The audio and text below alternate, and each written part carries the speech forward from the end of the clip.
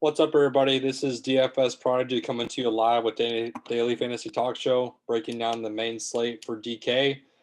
Basically, just going over our core picks, our values, so on and so forth, who we're playing, who we're not playing. I already looked, and Des Bryant's not on the slate, unfortunately, so we cannot play him a wide receiver like I wanted to. Come on.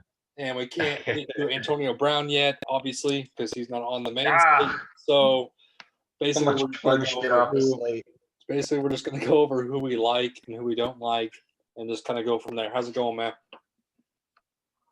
Oh, it's good, man. Played 27 holes of golf today. I'm just thriving right now. It's like 12. No, it's 1 a.m. right now, so I'm dying. Right. So basically, we're just going to start off with QB and then go position by position and just give you all the picks we like, don't like, so on and so forth. So basically, starting up top, we have Patrick Mahomes, of course. He's been up and down this season, similar to Lamar Jackson. I mean, he's obviously a good play if you want to get to him, but there's other guys around him I'm liking a lot more, like a guy like Russell Wilson or Josh Allen because of that matchup. I think that matchup's going to be sky high with them two. Basically, who are you liking around that area, or are you going to Patrick Mahomes? Yeah, I mean, my girlfriend would be mad at me if I said I don't like Patrick Mahomes tomorrow, but just in terms of his price, and just because I like the honestly, I was a little worried about Carolina's defense at the start of the year, but their secondary has actually played decently well. Um, but I mean, there's gonna be a lot of fireworks in that Seahawks Bills game as well as I'm liking a guy like Deshaun Watson there going against Jacksonville. The only thing with that game is with no Gardner Minshew, the Jaguars are probably going to get blown out here. So I mean, it's all going to depend on how long Watson actually gets to stay in the game. But I mean, to score points, you got to make points. So I really like Watson in that range, and I'm with you there with Wilson and Allen. Yeah, so you can go. I'm definitely going to a guy like Josh Allen Yeah. or Russell Wilson. I think they're pretty much similar plays. I mean, you can go to one of them. Lamar Jackson has been up and down this season. I mean, he's a decent price point, but I'd rather just go pay up $100 more for Josh Allen if I was going to. But similar to Justin Herbert, I mean, he's a guy I normally get to. He's been on fire this season, definitely pumping up the fireworks and his matchups. I wouldn't mind getting to a guy like Justin Herbert, but the Keenan Allen news with the sore throat and the COVID test, I mean, that's scary to me now. And he's kind of still not on my radar like it was in the beginning. Matthew Stafford.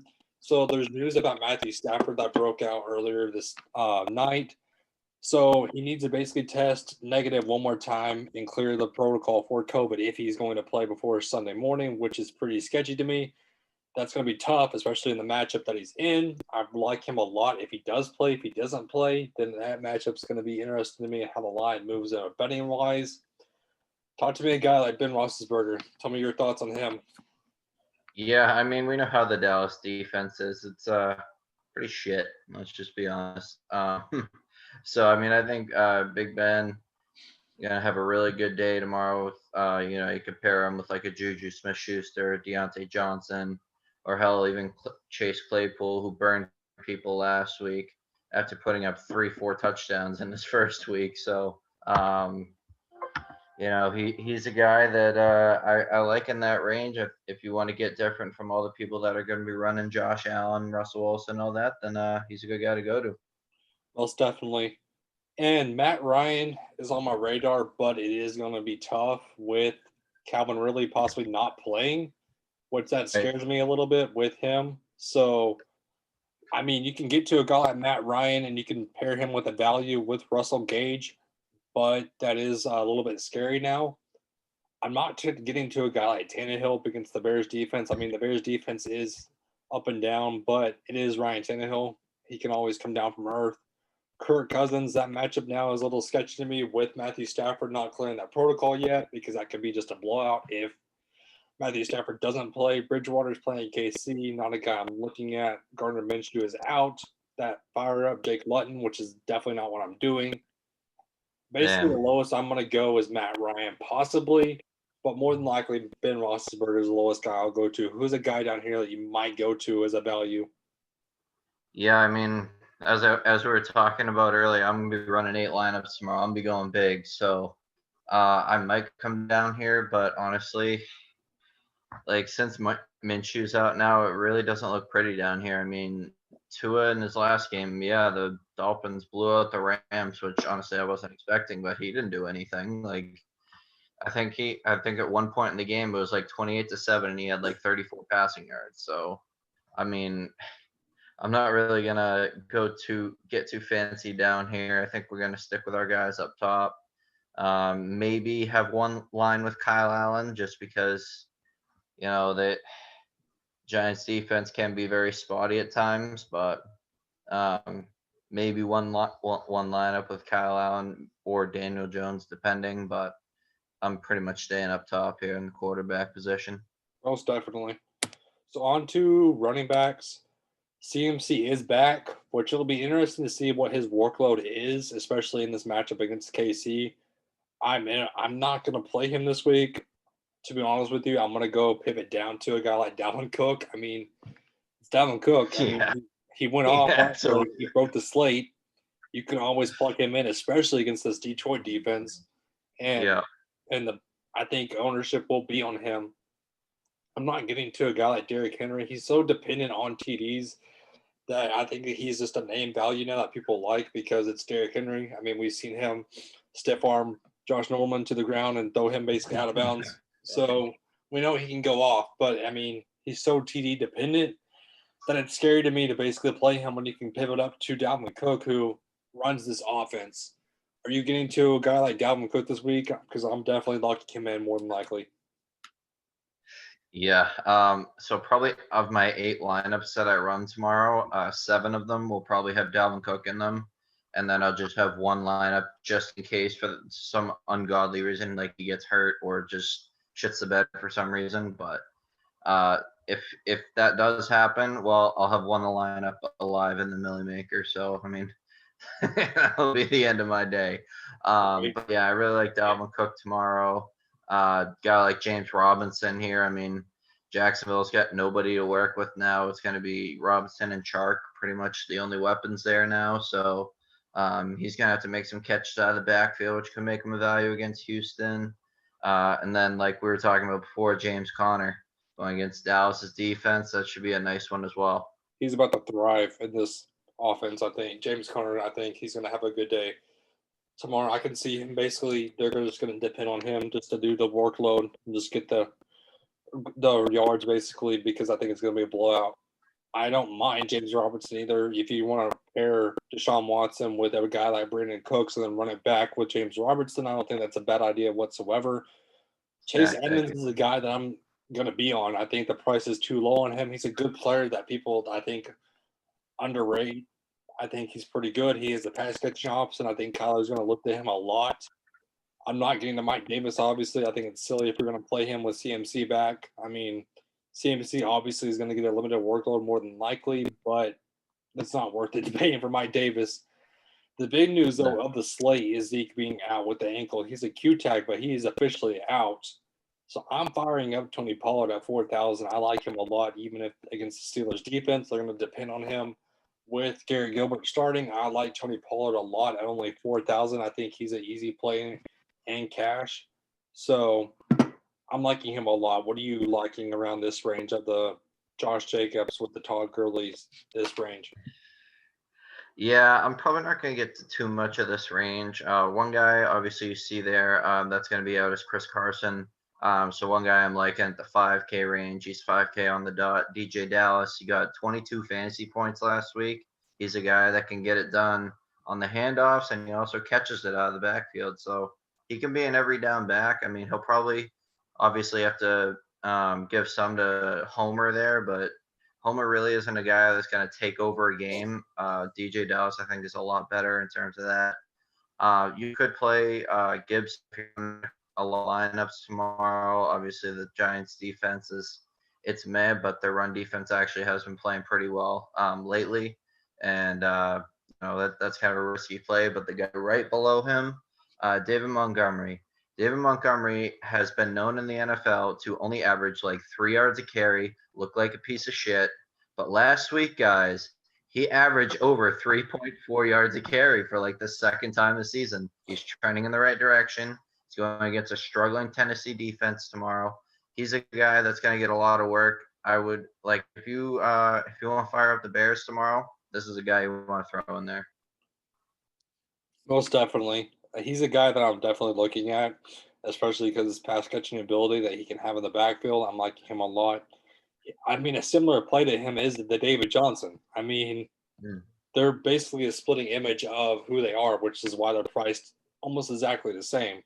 David Johnson's Yep. not going to get you more than 4 yards a carry, but he's going to rack up those fantasy points, getting you 3 yards every now and then and hitting the end zone and catching the football in the backfield. I'm basically staying away from the Melvin Gordon area with Philip Lindsay. I mean, I'm staying away from the Singletary with the Zach Moss combo. I'm not on that. Le'Veon Bell with Clyde Edwards-Helaire, they're splitting carries. You have your guy Dallas down here, but Yep. the two guys that stick out to me is Justin Jackson and DeAndre Swift. I'm loving Justin Jackson. He's basically the main guy in that offense over Joshua Kelly. I'm firing up Justin Jackson just as much as I am Tony Pollard.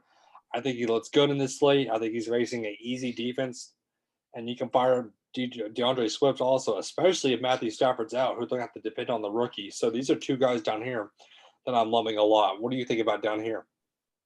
Yeah, Justin Jackson. We got obviously Eckler still on IR, so he'll be the main back tomorrow. I forget the guy Pope, who's honestly been taking a lot of the carries. Surprisingly, he's team doubtful tomorrow, so it's just going to be Jackson and Kelly tomorrow. They really don't like Kelly right now. Kelly's been a guy who they're kind of like shifting to the back of the bench because of his fumble habits, and he just hasn't been as effective as he was when he started the season. So they're going to lean a lot on Justin Jackson tomorrow. DeAndre Swift, as you said, has been looking fantastic this year. The only thing with Swift is the for some reason, if Adrian Peterson gets going, he's gonna like be the bell cow of the day. But Swift has obviously a lot more upside in terms of the receiving area. So I do like Swift. I think I like Justin Jackson a bit more. And then if you go down even more, I mean, it just gets kind of wonky down here. Yeah, You never know who you're gonna get. I'm not on. I'm not getting to Wayne Gallman or Joshua Kelly or Hines or McKissick. So on to wide receiver. Basically, my rule is I pair at least one receiver with the quarterback, obviously. So if you're gonna play Russell Wilson, though, I'm getting to a guy down here in Tyler Lockett who's $1,000 cheaper, which they seem to go off every other slate. So I mean, this week is a Tyler Lockett week. I mean, Metcalf shit the bed last week, so fire up Lockett. So I mean, I'm definitely getting to a combo with Lockett and Russell Wilson. I'm loving that a lot. Julio Jones is now going to be the main guy against Denver with Calvin Ridley more so not playing. You can get to a guy like DeAndre Hopkins, which, I mean, you compare him with Murray, but it's DeAndre Hopkins. You can't go wrong with him. Stephon Diggs, pair him with Josh Allen. Stephon Diggs has been amazing this season, and that's going to be an amazing combo. And this game's going to go off, in my opinion. Tyreek Hill, I mean, he's just basically Tyreek Hill on this slate. He's just squished between plays that I like. I mean, going to Tyler Lockett or to Julio Jones or just Stephon Diggs. He's just a guy that's basically just in the middle that, I mean, if you get to him, you get to him. If you don't, you don't. Now, Keenan Allen is the main guy that I wanted to talk about because he is now questionable with a sore throat and a negative COVID test, but he's still having symptoms of it. So that's going to be key news to watch for if Keenan Allen is out. Fire up Mike Williams, who's going to be the go-to guy for Justin Herbert and a guy like Hunter Henry at the tight end position, which we would talk about soon. What are you liking in this range from basically to about the 6,800 to the 8,200 range? Yeah, so I mean, like you said, paranoia your top receiver with the QB is always a good move to go to, especially if you're making just one lineup because you want to have those, 10-point connections. And we've been talking a lot about the Bills game with Seattle. A lot of people are going to go for DK Metcalf tomorrow because of his playmaking ability. But like you said, Tyler Lockett can all of a sudden go off like he did on that Monday night game and score like 3 touchdowns. So it's going to be all about, taking a stance. You have to take a stance somewhere. And I think a lot of people are going to take DK Metcalf tomorrow. A lot of people are going to take Stephon Diggs tomorrow. And a lot of people are going to take my guy, Will Fuller, tomorrow.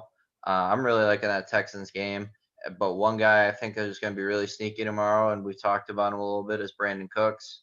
I think you can definitely throw him in there with Deshaun Watson. Hell, if you wanted to 5,500. throw all three of them in the same lineup, I would honestly be fine with that with the way Jacksonville's been playing. So, and then the guy you got your mouse on right now too is a really good one as well, Justin Jefferson. I'm just picking up what you're fucking laying right Yeah, down for me, bro. Justin Jefferson, Put your man. mouse right there. So I mean, yeah, he's been a big guy for my best ball team this year that I really didn't expect at the beginning of the year. So, I mean, he's the um, number one guy now. yeah, I mean, Thielen's been a kind of like the guy who gets like 5 catches for 25 yards and he'll get like 1 touchdown just to steal it from Justin Jefferson. But, Right. he's I been my mean, best ball savior, bro. so now, which is interesting, Marquise Brown is not happy in this offense whatsoever. I mean, I guess now that it helps Des Bryant is on the team and going to help him out. But Des Bryant, as we can tell, is not on the slate. So I'm not going to get to a guy like Marquise Brown. Juju Smith-Schuster, you can fire him up if you want to with the Roethlisberger combo. Robert Anderson is a little weird to me in this price range because I'm not getting to him at all, really. Now, here's the news with Kenny Golladay now out. You can get to a guy like Marvin Jones at the very bottom, who's only 5,100. Wow, he's like 51. Oh, Right? shit. So you can fire him up. He's going to be like 30% owned tomorrow. But the only problem I face, if Matthew Stafford is for sure out, then that's going to be hard for me to get to him down here Yeah. at the bottom. I'm not going to be on it as Market's much. down here too at Yeah. 5,200. So This as is you a can big tell, range. Justin Jefferson, like you said, you can get to him. Brandon Cooks, obviously. I mean, in this sort of range, it's a little hard to me because I'd rather go to a guy like Deontay Johnson down here at 5,000 or fire up your boy Brandon Cooks at 5,500. Cole Beasley is just a consistent guy who is going to get you targets, going to get you basically yardage. I'm not getting to Amari Cooper with Gary Gilbert. DJ Chark is a little scary to me with Jake Luton. Mike Williams is the guy I'm going to look to, especially at 5,100 if Keenan Allen is out or facing symptoms that he's not feeling completely 100%. So basically, I'm going to pivot to a guy like Mike Williams if Matthew Stafford is out for sure. Because, I mean, it's the same price, obviously. So down here, it's a little hard to me. Jerry Judy, I mean, as a mad play. CeeDee Lamb, maybe. I might get to a guy like Henry Ruggs, but I'm rather go to Deontay Johnson. Are you liking anybody as a value down here? Bro, I really love this range. I'm not gonna lie to you. That mid 5 to low 5 range, I honestly think is gonna be the difference between someone winning $1 million and not winning anything because someone in that range is gonna go off. Like it's gonna happen. It could be a couple of them, but a guy like Brandon Cooks who could literally get 1 catch for 5 yards or put up like 7 catches for 150. I mean, there's a lot of guys in there that you just got to take a stance on them, and it's all going to depend on who you play quarterback. I mean, if you want to pair, a number 2 receiver in there just to be different, going to a guy like Brandon Cooks or a guy, and even the guys down here. I mean, like Russell Gage, like you talked about Yeah. earlier. I mean, he's going to be in a good spot. For some reason, I thought he was questionable before this game, and he's clearly not. So I don't, I don't know where that came from. So Um, this is the range I'm but loving. yeah, this is the range right here. See, Even John Brown, dude. Even see, like John Brown, who really has not had a that's what great I'm about year. to say. John Brown is the guy I'm going to fire up now in this matchup. You can get to him. You can Sterling Shepard. Now that Golden Tate is officially out and just facing basically just disciplinary. You can get Yeah, to a guy like you said with John seriously, Brown, right up there too at 5,500, I think. Russell Gage, Randall Cobb. I wouldn't mind getting to it all at 4,500. So this is the range I'm looking at as a value. Basically, a guy like you said with Brandon Cooks, with Randall Cobb. You can fire up Zach Pascal if you dare with T.Y. Hilton doubtful. I Yeah, don't mind Zach Pascal, but be careful with not that. against the Ravens. Maybe not against the Ravens. I mean, it's worth a shot, maybe. But Now, down here, let's take a pause 3,700, right here. Danny Amendola. Now, if Matthew Stafford's playing, you could fire him up or Marvin Hall, one of the two, because one of the two are going to have to fucking start. So I wouldn't mind one of them at all. Don't miss the guy though, right above Larry Fitzgerald. That is Mooney, 3,900 and most definitely shouldn't be. Is Daryl Mooney. Daryl Mooney has been balling out for the Chicago Bears. Like, even with Nick Foles in, Allen Robinson hasn't been getting like the Big Ten reception games this year because of this kid right here. Like, if it wasn't for some bad throws by Nick Foles and Mitch Trubisky literally. this year, Daryl Mooney probably could be priced at 6K. See, that's what And I wish he was on another team. I literally wish he had yeah, another and quarterback. going Tennessee, bro, going against Tennessee, he should have plenty of opportunities. My projection for him right now is like easily 6 or 7 catches for 85 to 100 yards. And if he sneaks a touchdown in there, I mean, guys, he's 3,900. This is a guy that you should literally put in your lineup before you put anyone else in. Like, he's just at such a nice price, and I just really wanted to bring him up before we went to tight ends because that's the play right there. Right. Transitioning to tight ends now. Basically, Travis Kelce. I mean, he's obviously the top play on this slate at 7,100. Are you on a guy like Travis Kelce, or are you going to pivot down to a guy like Darren Waller or TJ Hawkinson? Yeah, so I mean, Kelsey obviously is the highest priced and by a very, very good amount. But I think what people aren't going to realize is Darren Waller is literally like 1,500, $1,400 cheaper, and he has the same upside as Travis Kelsey. Now, Kelsey is a lot more consistent, which is why he's a more expensive guy. But I mean, the Chargers secondary really hasn't been as good as we were thinking it was going to be in the preseason. So a guy like Darren Waller in a division game where the Raiders are going to have to play, some good football tomorrow. He's going to be a guy that's probably not going to pick up as much ownership that really could sneak in a really, really good game. And he's not going to be chalky like TJ Hawkinson is every fucking week. Because apparently everyone thinks that TJ Hawkinson is this amazing tight end, and I just don't see it. Well, also, you got to look to basically Desmond King is gone in that Chargers secondary. So, I mean, open up the floodgates for Darren Waller. Mark Andrews has just been a weird play this season. I mean, he's not himself, just like Lamar Jackson. I mean, you can get to a guy like Eric Ebron in an easy matchup with the Cowboys defense. I mean, pair him, do Roethlisberger, Juju, and Eric Ebron. I wouldn't mind that whatsoever. I wouldn't mind a guy like Hunter Henry down here at 4,000. I mean, he's just getting unlucky with who's getting the TDs. I mean, we've seen Donald Parham, we've seen Guyton, we've seen weird guys score TDs. Stupid, And man. he's not getting to Hunter Henry. So, I mean, I don't mind Hunter Henry whatsoever. Hayden Hurst, even, I don't mind him with the Matt Ryan combo with Ridley probably not going to play. But talk to me a guy who you really like down here in this range that you keep talking about every single week. Yeah, I mean, actually, well, one guy I want to bring up before we get into too much is Noah Fant going against Atlanta. Tim Patrick is questionable tomorrow, and I know it doesn't sound like it connects at all, but Tim Patrick eats up a lot of targets in that offense right now because obviously they don't have Cortland Sutton. So Noah Fant's going to have to be heavily relied on now that Drew Lock is back. He could be a guy that could pop off tomorrow if they do, play any sort of decent offense tomorrow because otherwise they're going to be throwing it to like who? I don't know. I really don't know. Like KJ Hamler. That's the only receiver on that team that I think I know at this point if Tim Patrick doesn't play. But regardless, yeah, I mean going down the list here, Hunter Henry, like you said, he's in a good matchup, but I don't know how much I love him.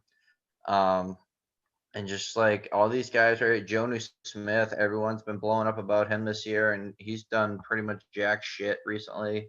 I mean, he's too touchdown dependent, but the guy I'm really liking this week, and I know I've talked literally your ear off about him all week, is Jordan Akins, bro. Jordan Akins, before he got hurt with his concussion, was in the top 5 of all tight ends in routes run.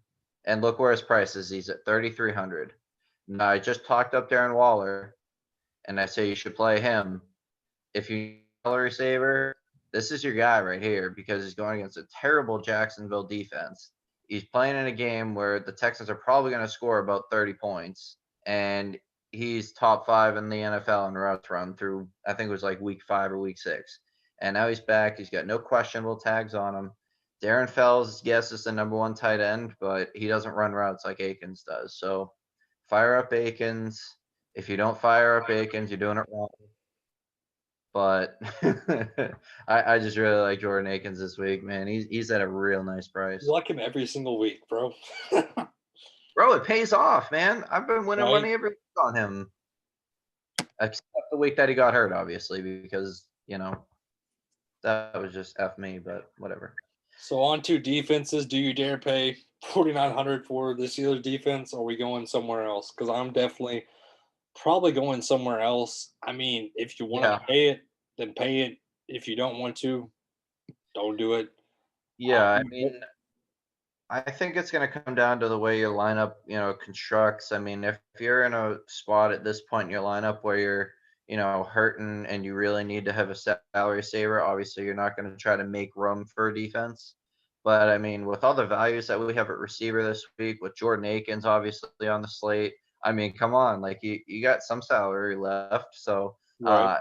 I definitely wouldn't mind the Steelers. Just the problem is, if for some reason Gilbert comes out tomorrow with some fire up his ass and plays really well for some reason, that's 4,900 on your salary. That's probably going to end up, with no upside. It's at that price, you pretty much are hoping that the Steelers get a shutout or a defensive touchdown or something like that. And yeah, they could very well pitch a shutout, but even if the Cowboys kick 3 field goals, it's probably not paying off that price too well. So I'm probably not gonna 100% go for him, but I'll probably mix him in there. So basically, the one defense I'm really looking at, if I'm not going to get to the Steelers, is the Washington football team.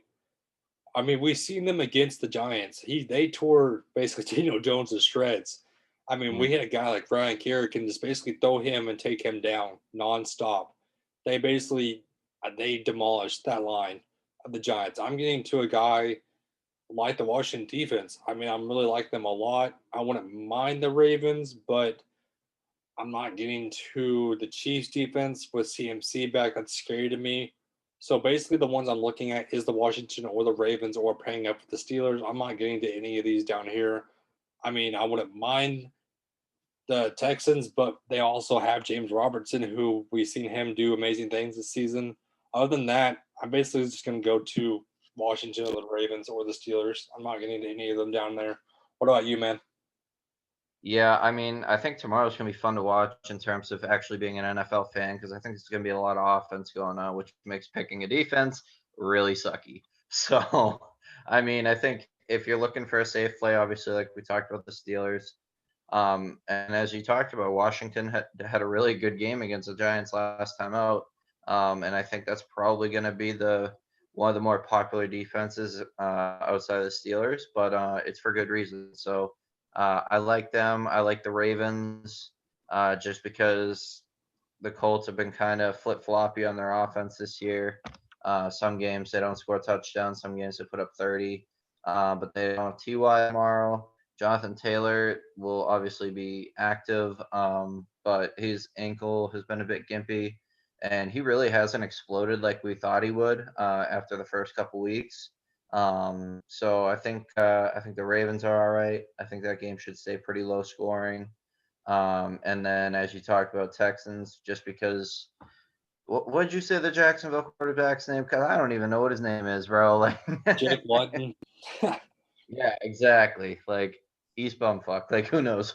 But yeah, I mean, not normally a defense I would back in the Texans, but you got to take a stance somewhere. So they wouldn't be too bad. And then one last defense that I'll talk about, which probably a lot of people won't agree with, is the Cardinals. They've been playing really good defense. Buda Baker's been playing like the best safety in the NFL in these past couple weeks. And from what we saw with and yes, I know the Dolphins put up like 30 against the Rams last week, but One of those was a defensive touchdown. One of them was literally the Dolphins getting the ball at like the 20. So I don't think Tua has really shown me anything yet to scare me off of playing against them. So if you're really looking for a salary saver defense, I'd go with the Cardinals. Yeah, that's where I'm basically also at. I mean, like we said, Steelers, Washington, Ravens, Cardinals. Go with one of them, man. Yep. Other than that, do you have any closing thoughts before we head out of here? Nah, man, we nailed it. Just play Jordan Akins tomorrow. Right. Just fire him up every single week and they'll pay off. All right. So that basically wraps up for us. Thank you, everybody, for watching. Hit that like button for me, guys. Subscribe to my YouTube channel. Go follow Daily Fantasy Talk Show on Twitter. He's always on there talking about Jordan Akins, as you can tell. It's his favorite guy. Other than that, guys, that pretty much wraps up for us. Have a good one, everybody. See you guys.